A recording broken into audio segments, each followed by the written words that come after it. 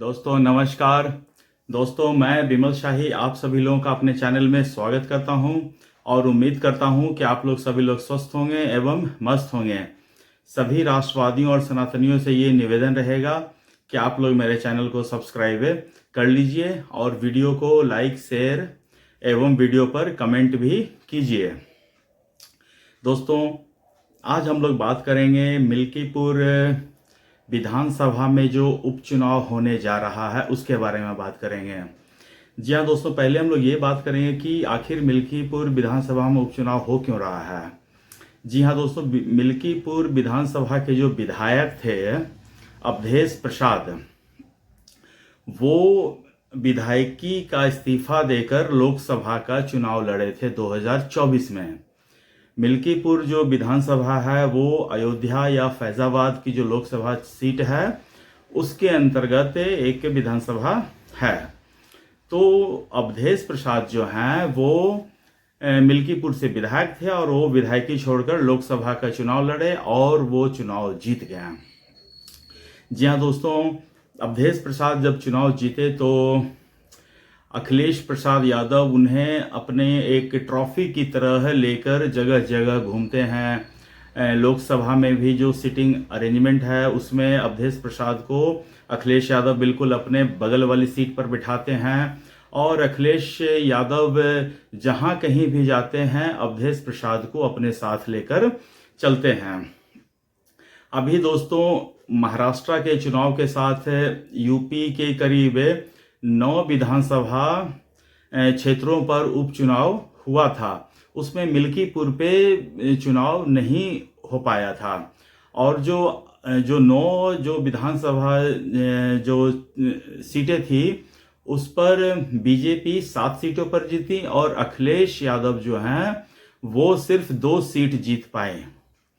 तो इसी का लिए अब आगे जो अभी जो दिसंबर में जो फरवरी में जो दिल्ली विधानसभा चुनाव हो रहे हैं उसी विधानसभा के साथ मिल्कीपुर का में जो उपचुनाव है वो भी करवाया जा रहा है। तो मिल्कीपुर में जो मुकाबला है वो मेनली 2 पार्टियों के बीच में है, भारतीय जनता पार्टी और समाजवादी पार्टी के बीच में है। तो समाजवादी पार्टी ने जो कैंडिडेट उतारा है वो अवधेश प्रसाद के पुत्र जो हैं अजीत प्रसाद, उनको चुनाव में उतारा है और बीजेपी ने अपने कैंडिडेट जो उतारा उनका नाम है चंद्रभान पासवान। दोनों ही कैंडिडेट जो हैं वो पासी समाज से आते हैं और बीजेपी ने पिछली बार शायद कुछ कमी कर रखी थी, इस वजह से लोकसभा चुनाव जीत नहीं पाए, लेकिन इस बार उन्होंने एक पासी समाज के कैंडिडेट को उतारा है ताकि मिल्कीपुर में बराबर का चुनाव हो सके, बराबर का चुनाव लड़ा जा सके।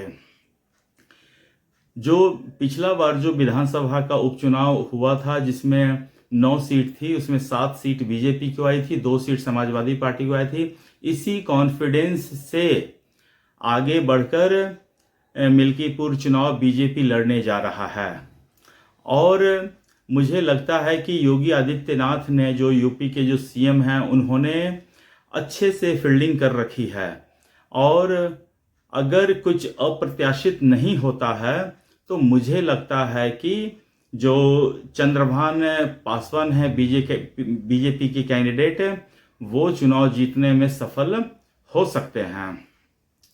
दोस्तों जो समाजवादी पार्टी के जो कैंडिडेट्स हैं वो मेनली पासी समाज के वोट, यादव वोट और मुस्लिम वोट पे डिपेंडेंट हैं, जबकि बीजेपी के जो चंद्रभान पासवान हैं वो मेनली दलित वोट, पासी वोट, सवर्ण वोट और अन्य जो वोट हैं उसके ऊपर डिपेंडेंट हैं।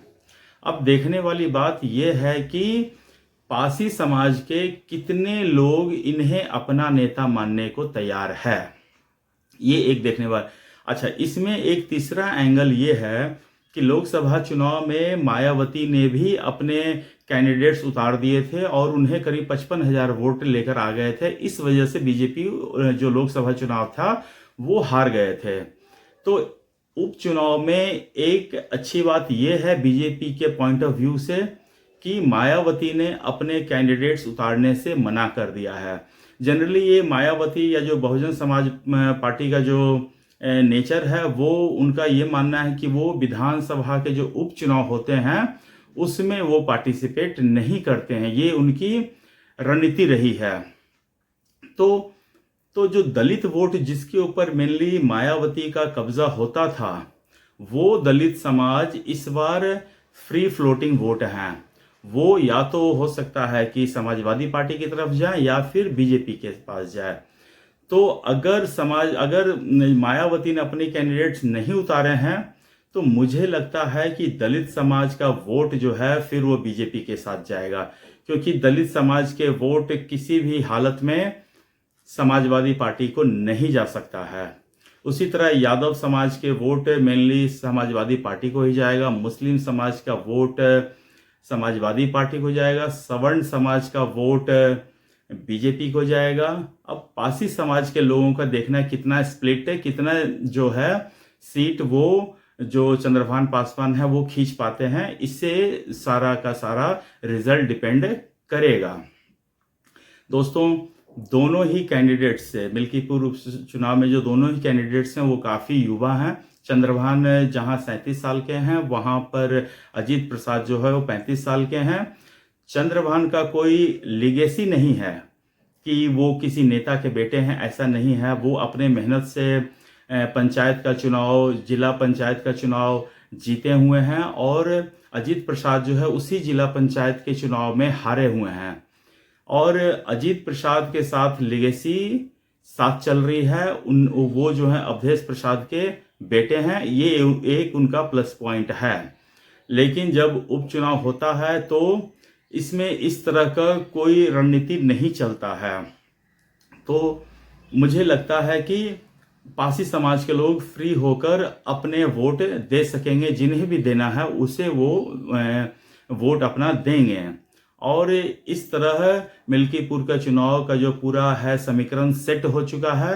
अब जो है सिर्फ 5 फरवरी तक दोनों कैंडिडेट्स अपने अपने क्षेत्रों में जाकर घूमेंगे, लोगों को अपनी तरफ आकर्षित करने की कोशिश करेंगे, अपनी योजनाएं बताएंगे। जो बीजेपी के कैंडिडेट्स के पास एक प्लस पॉइंट ये रहेगा कि उनकी सरकार अभी राज्य में चल रही है और अगर वो जीतते हैं तो मिल्कीपुर विधानसभा के लिए अपना योगदान दे पाएंगे। और अगर अजीत प्रसाद को लोग अगर चुनते हैं तो वो एक्चुअली कुछ इनपुट विधानसभा क्षेत्र के लिए दे नहीं पाएंगे। तो ये सब चीज़ भी कंसिडरेशन में लाएंगी वहाँ की जनता अपने वोट को कास्ट करते समय। तो अब ये देखना ये रहेगा कि ऊंट किस करवट बैठता है और लोग किस तरह वोट करते हैं। दोनों पार्टियों के लिए सबसे बड़ी जिम्मेदारी ये रहेगी कि अपने जो वोटर्स हैं उनको बूथ तक लाना सबसे बड़ी जिम्मेदारी रहेगी। अभी दोस्तों यूपी में महाकुंभ भी चल रहा है, तो बहुत सारे लोग हो सकता है कि जब चुनाव हो रहे हैं उस समय वो कुंभ स्नान के लिए जा सकते हैं। तो दोनों पार्टियों के लिए ये बहुत बड़ा चुनौती रहेगा, चैलेंज रहेगा कि अपने कैंडिडेट्स को, अपने वोटर्स को रोक कर रख सकें और बूथ तक ला सकें ताकि वो वोट दे सकें। तो दोस्तों, ये चुनाव काफ़ी दिलचस्प होने वाला है और योगी जी जो यूपी के सीएम हैं उन्होंने ये पूरा चुनाव के जो है मॉनिटरिंग खुद कर रहे हैं और उन्होंने ही पूरे चुनाव का फील्डिंग सेट किया है। तो इस चुनाव पे जो है योगी की भी प्रतिष्ठा दांव पे लगी हुई रहेगी। और अखिलेश यादव को क्या है कि वो जीते या हारे उन्हें कोई फर्क है पड़ता नहीं है। जीत गए तो वाह वाह, नहीं जीते तो भी कोई बात नहीं है। वो कह सकते हैं कि बीजेपी ने धांधली किया है, ईवीएम सेट कर दिया है, बहुत सारी चीज़ें वो बहाना बना सकती हैं। तो दोस्तों, आज के लिए मुझे बस इतना ही अपडेट देना था। आप लोग अपना ख्याल रखिए, स्वस्थ रहिए, मस्त रहिए। तब तक के लिए नमस्कार, बाय।